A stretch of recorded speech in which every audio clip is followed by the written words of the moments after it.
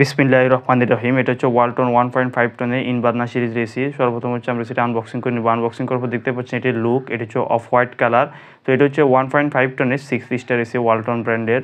এসিটির model হচ্ছে WSI Invarna super saver 18 প্লাজমা। এটার এয়ারফ্লো যে ভলিউম সেটা হচ্ছে 900 মিটার কিউব পার আওয়ার। এটা হচ্ছে 18,000 বিটুর এসি। এসিটির কন্ডেন্সারের হিসেবে হচ্ছে মাইক্রো চ্যানেল যে কন্ডেন্সার সেটা হচ্ছে ব্যবহার করা হয়েছে। আর এটাতে রেফ্রিজারেন্ট হিসেবে R32 যে রেফ্রিজারেন্ট সেটা হচ্ছে ব্যবহার করা হয়েছে। তো সর্বপ্রথম হচ্ছে আমরা বেস প্লেটটি মেজারমেন্ট করে তারপর হচ্ছে ইনডোর যে ইউনিট সেটা হচ্ছে সেট করে নেব। ইনডোর ইউনিট সেট করা হয়ে গেলে তারপর আউটডোর ইউনিটের কাজ করব। তো এসির ইনডোর স্থাপনের ক্ষেত্রে খেয়াল রাখতে হবে ইনডোর ইউনিটের হচ্ছে যথেষ্ট পরিমাণ খালি জায়গা থাকে। এখানে হচ্ছে কাস্টমার হচ্ছে এখানে আমাদেরকে হচ্ছে উপরে যে 4 ইঞ্চি জায়গা সেটা হচ্ছে গ্যাপ রাখতে দেয়নি। আমরা কাস্টমারকে বুঝিয়ে বলেছিলাম। কাস্টমার আমাদেরকে বলেছিল যে এটা পর্দার স্ট্যান্ড থেকে হচ্ছে 6 ইঞ্চি উপরে হচ্ছে সেট করতে, আর হচ্ছে পর্দা সেট করার পর যাতে 2 ইঞ্চি উপরে যাতে এসিটি থাকে। তো উপরে হচ্ছে সব মিলে হচ্ছে আমরা তেমন গ্যাপ রাখতে পারিনি, কাস্টমারকে বুঝিয়ে বলেছিলাম।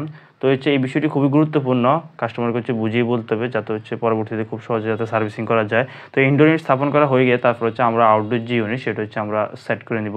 আউটডোর ইউনিট সর্বপ্রথম হচ্ছে কপার পাইপ সেটা হচ্ছে আমরা কানেকশন করে নিয়েছি, দেখতে পাচ্ছেন। আউটডোর ইউনিট স্থাপনের ক্ষেত্রে খেয়াল রাখতে হবে যাতে আউটডোর যে গরম বাতাস সেটা যাতে খুব সহজে যাতে আউট হতে পারে। আউটডোর যে স্ট্যান্ডটি সেটা হচ্ছে আমরা সেট করে নিয়েছি। ভিডিওর সামনে অংশ আপনারা দেখতে থাকুন।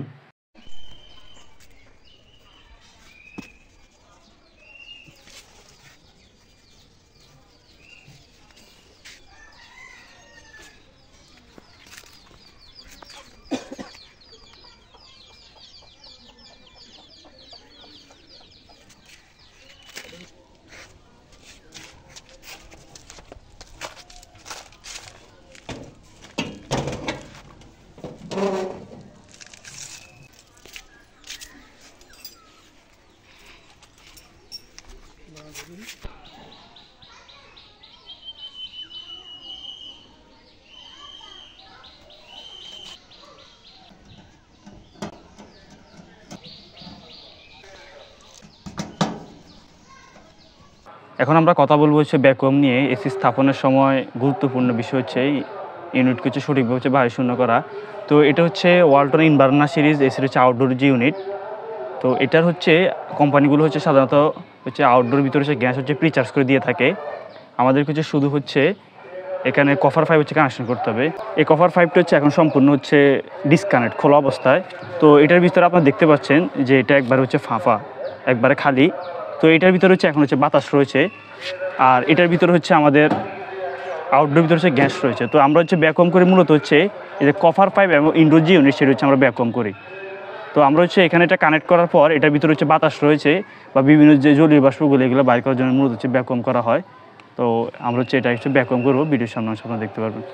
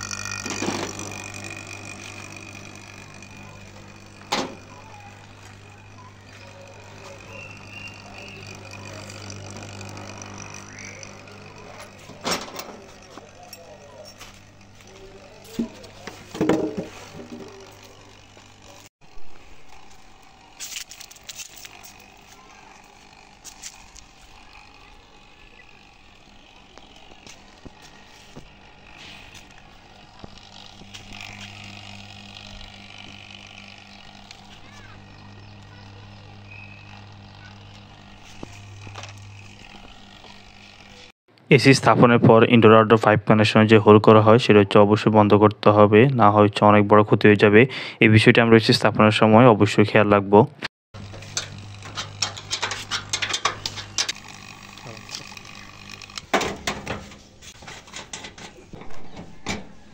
এসি স্থাপনের সময় গুরুত্বপূর্ণ একটি বিষয় হচ্ছে লিক টেস্ট করা। ইউনিটে যদি কোনো লিক থাকে পরবর্তী হচ্ছে রেফ্রিজারেন্ট বা গ্যাস হচ্ছে লিক হয়ে যাবে, তো হচ্ছে কাস্টমার হচ্ছে অনেক বড় ক্ষতি হয়ে যাবে। তো এই বিষয়টি খুবই লক্ষণীয় যে খেয়াল রাখতে হবে যে নতুন এসি বা পুরাতন এসি স্থাপনের সময় অবশ্যই লিক টেস্ট করতে হবে, জয়েন্টে কোনো লিক রয়েছে কিনা।